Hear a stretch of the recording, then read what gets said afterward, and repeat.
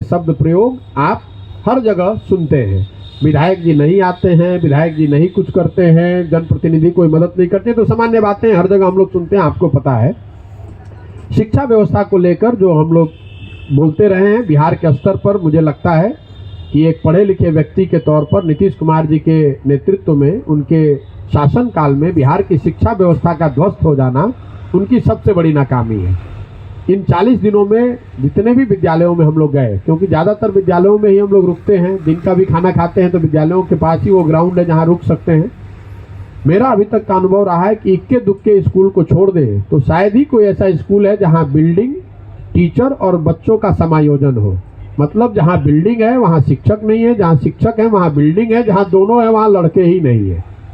और विद्यालयों की जो पहचान है वो खिचड़ी बांटने के सेंटर के तौर पे, और कॉलेज की पहचान डिग्री बांटने की पहचान है उनकी, कि भाई वहाँ डिग्री मिलता है। जैसे जिस कॉलेज के प्रांगण में हम लोग बैठे हैं, यहाँ 15,000 बच्चे पढ़ते हैं। आज भी मेरे पास तीनों यहाँ कॉलेज जो है जिले के तीनों जगह के लड़के आए थे।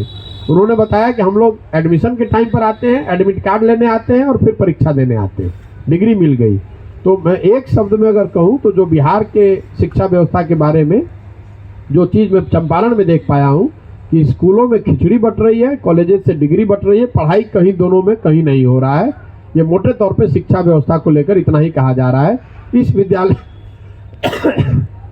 इस कॉलेज की अगर आप बात करें, यहाँ मुझे बताया गया कि 62 या 64 प्रोफेसर होने चाहिए, 15,000 विद्यार्थी हैं, इतना बड़ा प्रांगण है, इतनी बड़ी बिल्डिंग है, तो इंफ्रास्ट्रक्चर की कोई कमी नहीं है। लेकिन शिक्षक 32 से 15,000 छात्र हैं, क्लास कैसे ही करा, अगर चाहे भी तो नहीं हो सकता है। तो ये स्थिति कमोवेश हर जगह है। उद्योग धंधे को लेकर चीनी उद्योग नहीं चल रहा है, ये बात तो आपको पहले से पता है, उसके लिए कोई पदयात्रा करने की जरूरत नहीं है। वो लोग हर जगह बताते हैं कि जो चीनी मिल यहाँ पर बहुत बड़ी संख्या में पहले थे, उसके दिशा में कोई सुझाव नहीं हुआ है। नेतागण आते रहे, उन्होंने सुझाव दिए, उन्होंने वादे किए, लेकिन वो हुआ नहीं है।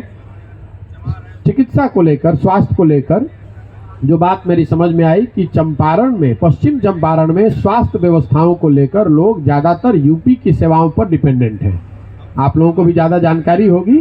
सामान्य चिकित्सकीय सलाह मशवरे को अगर छोड़ दें तो अगर कोई सीरियस बीमारी आपको हो गई तो आप बेतिया में या पटना न जाकर आप में से ज्यादातर लोग कुशीनगर, पडरौना, गोरखपुर जाते हैं, और यहाँ से जाने में लोगों को 5,000 से 12,000 रुपए तक एम्बुलेंस का या सरकार जो गाड़ी वो लेकर जाते हैं ये पैसा खर्च करते हैं। लेकिन ज्यादातर लोग यही बताया कि भैया हम लोग यूपी ही जाते हैं। आप भाई ये तो अब मानना कैसे, ये तो आप देख रहे हैं, हम कोई समाज सुधारक नहीं है।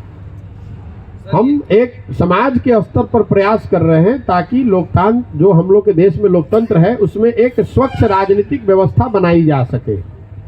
स्वच्छ राजनीतिक व्यवस्था बनाने के लिए समाज की मेरी नज़र में बड़ी भूमिका है।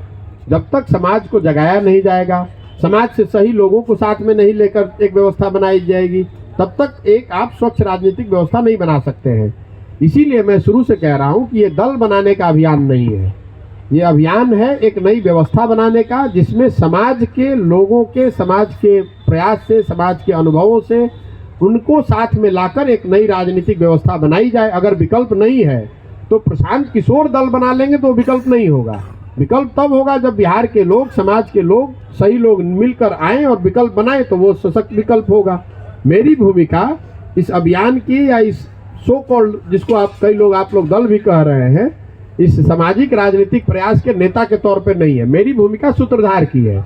मेरी भूमिका है कि इस काम को किया जाए, समाज को ये बताया जाए, उनको इस बात को के लिए समझाया जाए कि अगर बिहार में तरक्की चाहते हैं, बिहार की स्थिति बेहतर बनाना चाहते हैं, अगर आप अपना और अपने बच्चों का भविष्य बेहतर बनाना चाहते हैं, तो कोई एक व्यक्ति, एक दल आकर इसको ठीक नहीं कर सकता है। आपको, हमको मिलकर प्रयास करना पड़ेगा।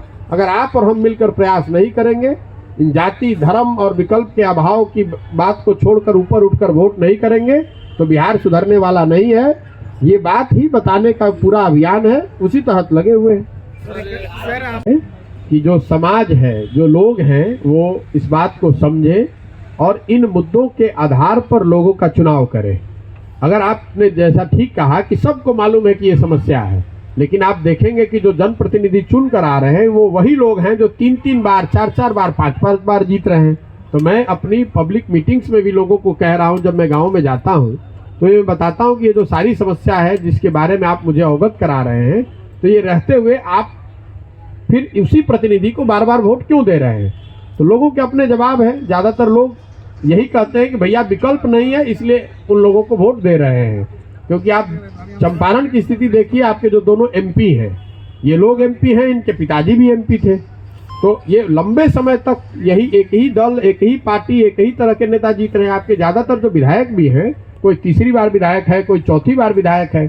तो स्वाभाविक तौर पर ये सारी समस्याओं के बावजूद अगर लोग इनको वोट कर रहे हैं तो यही समस्या का जड़ है, जो मैं रोज आपको लोगों को बता रहा हूं कि बिहार में बदहाली का कारण ये है कि जनप्रतिनिधियों के मन से ये डर खत्म हो गया है कि हम अगर काम नहीं करेंगे तो हमको वोट नहीं पड़ेगा।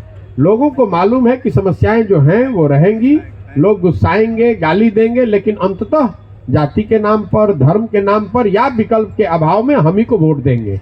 ये ऐसे है कि मान लीजिए कोई आपको बता दे कि आप पढ़ाई करें ना करें आपको एग्जाम में 80% नंबर आएगा, तो आप स्वाभाविक तौर पर उतनी मेहनत से पढ़ाई नहीं करेंगे। लोकतंत्र के मूल में जो बात है कि हर 5 साल में आपको जनता के सामने एक परीक्षा पास करना पड़ता है, जो आपके किए गए कार्य के आधार पर होना चाहिए। यहाँ पर वो हो ही नहीं रहा है।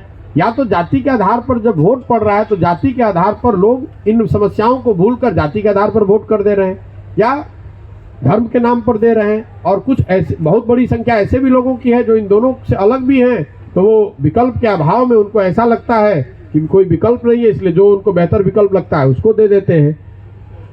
पूरे बिहार में जो बात है वही बात चंपारण में भी है कि एक बड़ी जनसंख्या भाजपा को और एनडीए को इसलिए वोट कर रही है कि वो लालू जी के आतंक राज या जंगल राज को वापस नहीं देखना चाहती है। और बहुत बड़ी संख्या समाज का वर्ग एक ऐसा है जो लालू जी को, लालटेन को इसलिए वोट कर रहा है कि वो भाजपा को वोट नहीं कर सकता है। और इस मजबूरी का दलों के द्वारा फायदा उठाया जा रहा है, क्योंकि उनको ये फ्री का वोट मिल रहा है, उनको कुछ करने की जरूरत ही नहीं है। उनको मालूम है कि जो लालू जी के